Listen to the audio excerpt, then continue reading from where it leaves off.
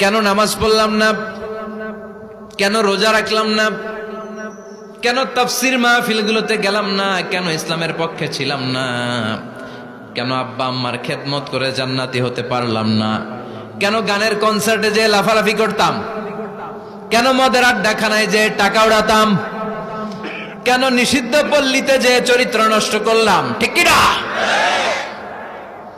কেন ইসলাম বিরোধী রাজনীতির সাথে জড়িত থাকলাম, কেন কোরআনের বিরুদ্ধে আন্দোলন করলাম, কেন শাহবাগের মঞ্চে উঠে বক্তব্য দিলাম, কেন সবসময় ইসলামের বিপক্ষে ছিলাম, কেন আলেম ওলামাদের বিপক্ষে ছিলাম, কেন কোরআনের বিপক্ষে ছিলাম?